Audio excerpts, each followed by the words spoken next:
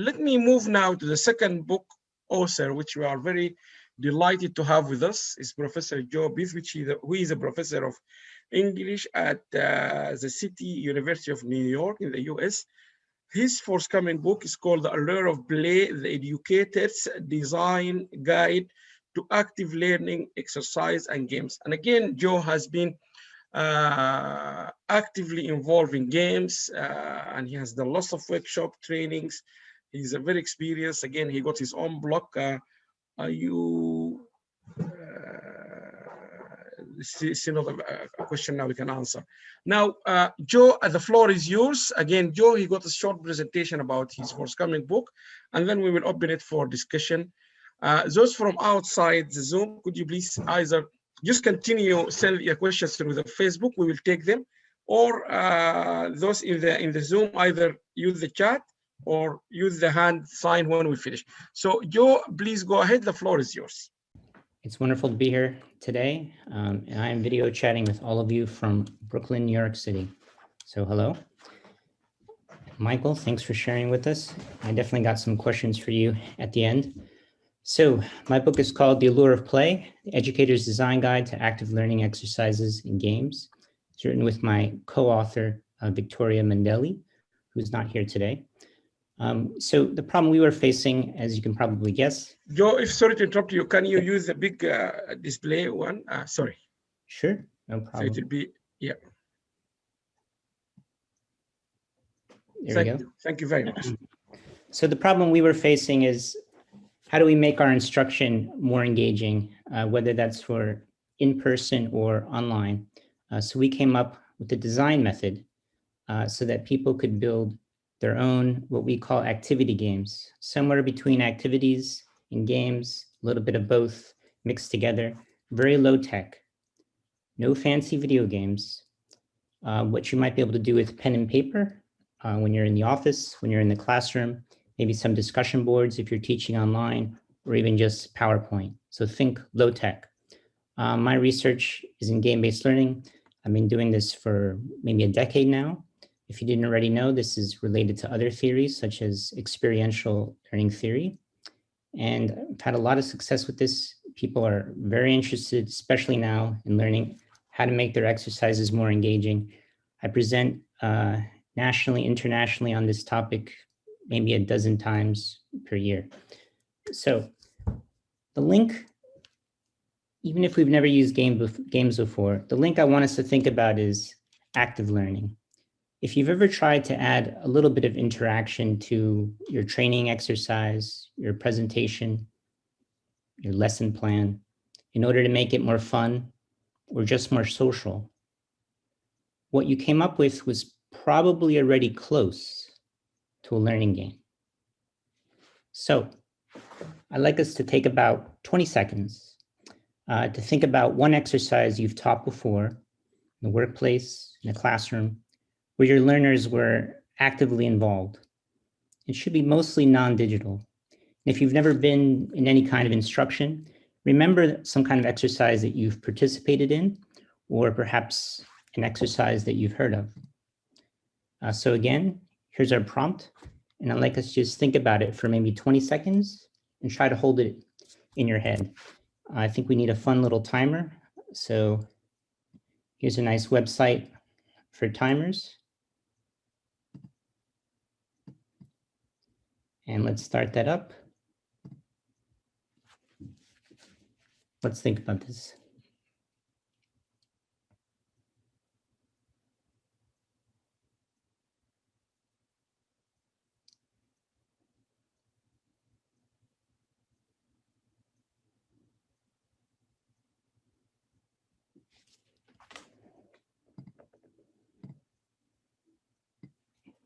Okay, great. And we'll come back to what you did in just a moment.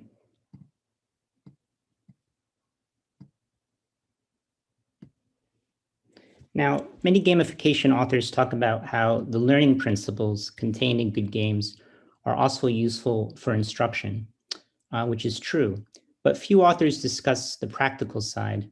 How do we actually take the exercises we already have and make them more playful? So maybe we're not interested in bringing in a large budget video game into our classroom in the workspace, but we just want to make our own instruction just a little bit more playful. What are some small steps we can take? That's what my book talks about. So here's the first part of my method. I believe that there are 5 mechanics that can make your instruction more playful.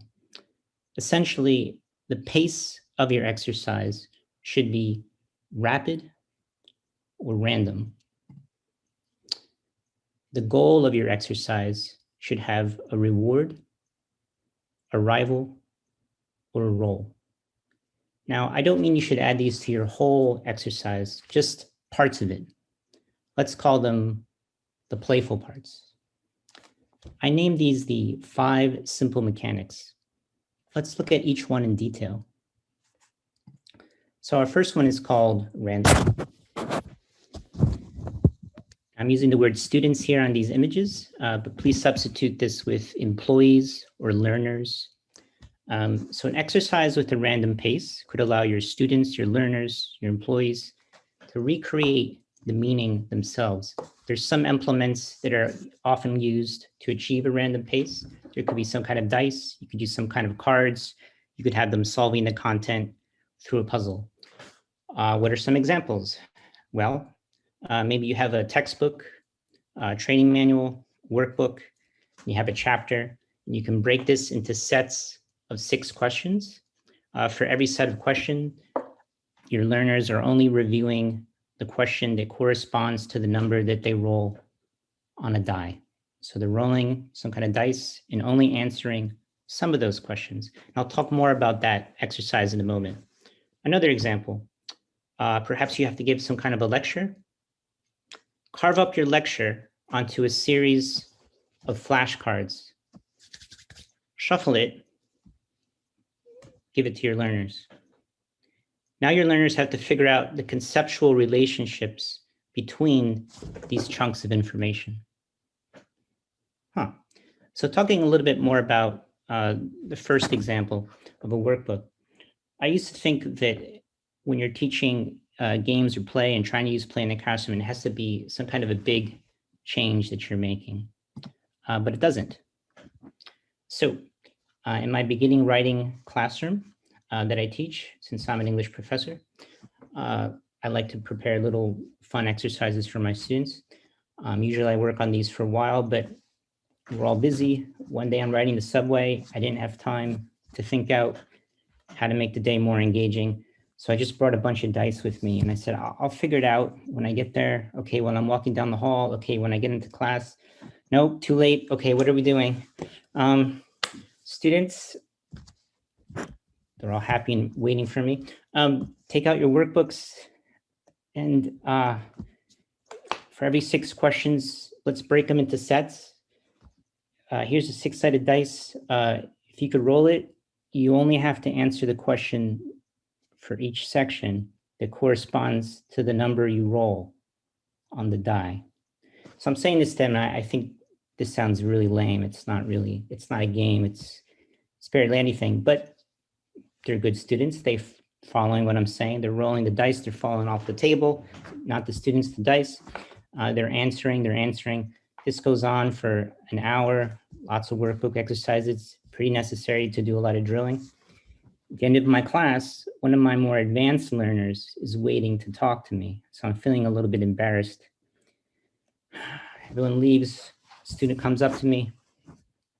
I start apologizing, saying, look, I know I usually try to be very engaging. I create these games and things. I just didn't have a lot of time today. So this is what I came up with. Professor, I kind of like that activity. How could you like that activity? It was barely a game. It was barely anything. Are you just being nice to me? No, Professor, I found it pretty interesting, but it was barely a game. I could see that, Professor. I understand what you're saying, but even though we were just rolling dice, it was still random. And for some reason, I don't know why, my brain really, really likes random. So that blew my mind and just got me re-experiencing the fact that how adding just a little bit of element can still be heavily engaging to learners. So let's look at another example. Second simple mechanic that I came up with is rapid. Adding a little bit the rapid pace to your exercise can simplify the details for your learners. Now, I'm not saying these are appropriate necessarily for every lesson or part of a lesson that you're teaching, but it could work for many different examples. So we have a few instances for how rapid could be achieved. A few more complicated ways. Perhaps you have a presentation that you can actually rush through. This should be a short presentation. So rush through it the first time, then redo it more slowly, amplifying the parts that are confusing. So you basically just force yourself to do an overview. And the second presentation will now have more direction and context for your learners. Another example, a lot of teachers like to show movies. And in the business world, I know that PowerPoint reigns supreme. But these are still passive learning techniques.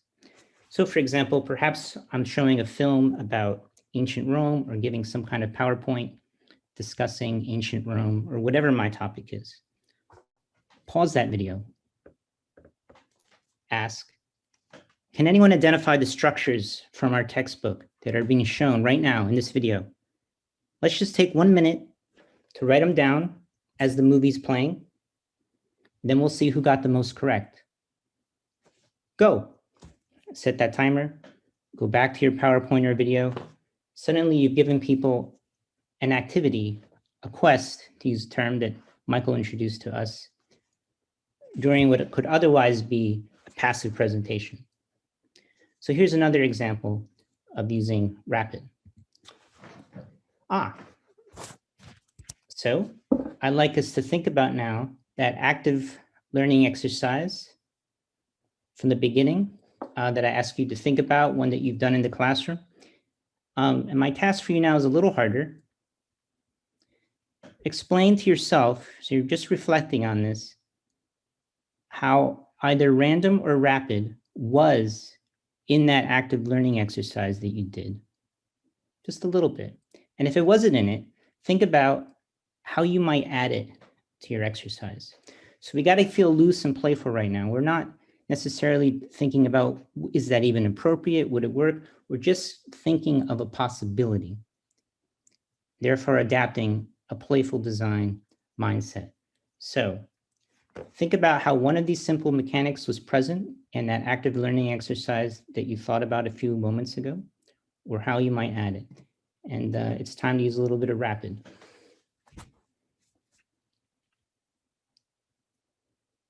Joe? Yep. Or let me, okay, let you finish it, no problem.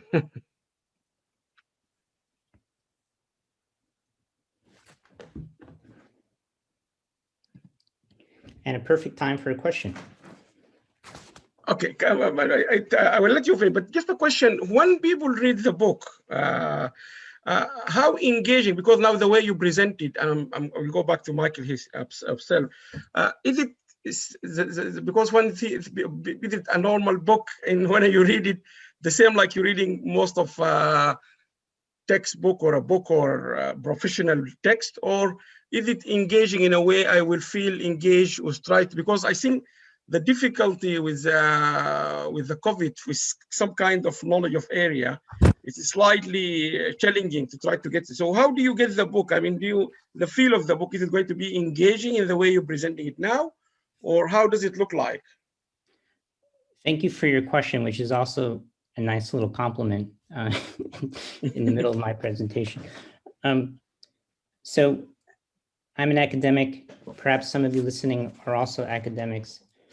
And as you know, we have colleagues perhaps that are not necessarily that engaging, especially when they're writing the written word. My co-author and I were, let's just put it this way, critically concerned about how to make a book that could be as engaging as possible. And so we arrived at that through a few methods. One is our tone. One is making sure that we're always coming back to the practical. So though we also present theory, it's also within the context of how do we apply it? How do we apply it? How do we apply it? I've been researching now, again, for many years. In the beginning, I don't mind saying this, we all learn, right? I focused a little bit too much on the research and the theory, but it's not always clear on how to apply research and theory, even though those things are important. So through tone, through being practical, and through using images and charts and a sort of design check-in method, this is how we're seeking to make our book as practical as possible. And just a brief aside, before I had the book, the only way I taught my theories was through workshops and these cards. So these images you see are actually a card game that I designed to teach people how to make their instructions more engaging. Now, who does that, right? So I'm definitely concerned with trying to make these ideas as practical and interesting as possible. So please remember, if we all help and do a little bit, it will make a big difference.